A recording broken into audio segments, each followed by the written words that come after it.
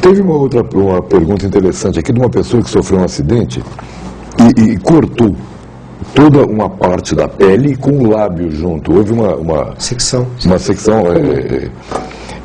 Existe uma cicatrização normal? É a preocupação da pessoa, ela não me fala. Deve ser uma cicatriz recente do seu espectador, e ela deve estar preocupada com o aspecto inicial da cicatriz. Exato. Então o que tem que ser dito é o seguinte: toda cicatriz tem vários períodos para evoluir. A cicatriz dos primeiros 3 meses ela prolifera, ela fica mais grossa, mais vermelha, mais dura, chega a coçar, que deve ser o estágio que ela está, porque desespera a pessoa, parece que vai ficar muito feio. E normalmente não é isso que acontece. Tem que se esperar no mínimo 6 meses, quando a cicatriz começa a maciar e clarear, para fazer uma avaliação de que se vale a pena ou não retocar. Sempre há o que fazer em termos de cicatrar, mas precisa avaliar se vale a pena, porque depois de 6 meses, talvez 1 ano, a própria paciente diga: não, mas ficou tão bom que eu não preciso mexer mais. Desespera, sim, é o início. Talvez ela tenha sido atendida só num pronto-socorro e não teve a opinião de um cirurgião plástico, poderia facilmente dizer para ela: fica tranquila que isso daí é uma coisa que ainda vai melhorar, sem precisar mexer. E no tempo certo vai ver se precisa mexer, a gente pode melhorar também. O cirurgião plástico, ele trabalha num PS, por exemplo? Não dá plantão em PS, mas fica à distância como retaguarda. Fiz muito isso. E problema de queimadura? A cicatriz de queimadura é muito feia. Todas as cicatrizes de queimadura, que são cicatrizes que ficam muito tempo para fechar, elas fazem aquela cicatriz hipertrofiada. As cicatrizes só feias são ruins, claro, mas não é o pior problema. O pior problema são as cicatrizes em dobras, pescoço, dobra do braço, que limitam o movimento. Essas cicatrizes são péssimas, precisa haver um tratamento sobre aquilo. Usa-se muito malhas compressivas, não tem remédio melhor do que as malhas compressivas durante anos, para conseguir uma melhora dessa cicatriz, mas é sempre uma cicatriz muito feia. E o cirurgião plástico conserta isso, conserta entre aspas? Sim, o tratamento todo passa pelo cirurgião plástico. Tanto o tratamento clínico, como estou lhe dizendo, com cremes hidratantes, a malha, como depois as correções cirúrgicas, sempre passa pelo cirurgião plástico, que é quem está habilitado a fazer isso. E com relação isso aqui é uma pergunta típica de menina, de mocinha. Sim. Os lábios finos demais ou então os lábios carnudos demais? Uma quer ter o lábio carnudo, outra quer ter o lábio menos carnudo. São características pessoais que elas deveriam aceitar como características próprias, não é? Não é essa preocupação delas que vai acrescentar alguns centímetros a ela, vai mudar a característica dos olhos ou dos cabelos. Então a pessoa tem que se aceitar como ela é. Os lábios finos ou mais carnudos, enfim, isso é tem uma carga genética, né? Numa menina, como você disse, não vejo, a não ser grandes desproporções, não vejo por que operar. Em havendo uma grande proporção do lábio, você consegue minimizar esse tamanho? Sim, existe uma condição, existem 2 na verdade que me lembro aqui agora, de lábio superior. Existe um sorriso duplo, que a pessoa sorri e faz um sorriso duplo. Isso é corrigido cirurgicamente, é fácil e há uma impressão muito ruim, depois isso melhora milagrosamente. E os lábios muito cheios, muita diferença entre um e outro, pode se reduzir sem grande problema para o paciente. Sim, isso é possível. E com relação ao formato dos olhos, deformado devido a um acidente automobilístico, teve um comprometimento muscular. Só que isso a gente vai falar sobre isso logo após os comerciais. E nós estamos batendo um papo com o Dr. Jacinto Sanches. Eu estou tirando a barriga da miséria aqui com relação à cirurgia plástica. Com relação a esse formato dos olhos, que eu perguntei no bloco anterior, que foi deformado por um acidente automobilístico, e houve uma lesão na parte muscular, realmente, da pálpebra. Pode ver. Consegue-se minimizar? Com toda certeza. Essas lesões de pálpebra são, inclusive, casos que você deve atuar precocemente, porque se a função primeira da pálpebra, que é a proteção do olho e a hidratação da córnea, se isso não for visto precocemente, você perde o olho. Sim. Então é algo que precisa ser resolvido o quanto antes. Há como fazer, claro que eu não sei o que aconteceu, mas sem movimentar ou com a pálpebra com o olho aberto ou coisa assim, a pessoa não pode ficar. Não pode ficar. A recuperação da movimentação. É possível. Ele pode ter seccionado, está com uma dificuldade de elevar a pálpebra superior, você pode encurtar o músculo, tem o que fazer, precisa ser avaliado. Mas o que não pode é uma deformidade de pálpebra esperar, porque algo mais sério pode estar acontecendo com o teu olho.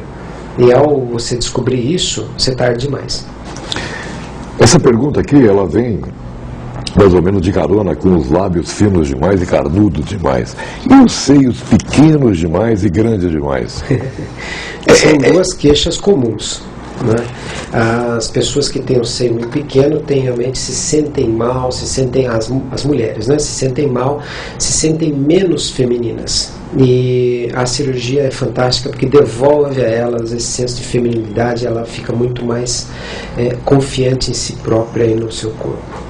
O seio muito grande traz para a mulher que os tem uma sensação de infelicidade por não poder usar a roupa que gostaria, ela assume uma postura inadequada para tentar ocultar aquilo que ela acha muito protuberante, e às vezes é tão grande que já traz problemas físicos na coluna, nos ombros e tal. São duas situações, dois lados da mesma moeda que devem ser corrigidos. A pessoa que faça um aumento de seio com um implante de prótese de silicone, ela não perde a sensibilidade? Nenhuma. A cirurgia da prótese de mama, na verdade, não toca realmente na mama, ela não desfaz a anatomia, a arquitetura da mama. Então ela estira um pouco a mama, mas a gente trabalha por baixo da mama. A mama está ligada à pele, através do mamilo, etc. Então a sensibilidade, a capacidade de amamentação futura, tudo permanece como dantes. E essa pergunta aqui é de uns pais preocupados com a filha. A partir de que idade é recomendada uma cirurgia no rosto? Não importa para quê. Ou para mexer em lábio, ou para mexer em orelha, ou para mexer em pálpebra. A partir de que idade é recomendado? É difícil dizer dessa forma. Para cada área tem uma regra, um mínimo. Como eu havia dito para você agora no início, eles devem ter alguma coisa que a garota tem que eles não querem dizer exatamente o que é. Mas, por exemplo, a orelha você não pode mexer antes dos 7 anos de idade. Mesmo a moça que tem nariz muito grande, etc., você não pode pensar em fazer uma rinoplastia antes dos 15 anos de idade, 16 anos, porque isso pode parar o desenvolvimento da face. Qualquer outra cirurgia no rosto pode ser na superfície da pele, pode ser feita a qualquer idade, desde que a necessidade exista. Por exemplo, não é porque tem 8, 10, 12, 15 anos que essa cirurgia da pálpebra que você me citou anteriormente, que está prejudicando o olho, não possa ser feita. Tem que ser feita. Sim. Não tem idade para isso. Bom, eu tenho um monte de perguntas mais aqui, a gente está quase terminando o programa passou voando. Pois é. Essa eu achei muito interessante. Existe alguma cirurgia reparadora ou reconstrutora dos órgãos genitais? Isso foi uma pessoa que passou por um acidente de carro, houve de ferros, inclusive, e o ferro acabou maculando Sim. A anatomia da genitália. Sim, existem para os homens e para as mulheres reconstrução de pênis, reconstrução de bolso escrotal, gônadas. Para os homens existe uma gama grande. Para as mulheres não é feita a nossa especialidade. A não ser ali a vulva, os lábios, o resto é com o ginecologista. Acho difícil também haver uma deformidade. Existem casos que nós operamos, sim, que são encaminhados pelo ginecologista, é a genesia de vagina e de vulva. A pessoa não tem a vulva, ou às vezes tem a vulva, mas não tem a vagina. E nós fazemos uma neovagina na paciente.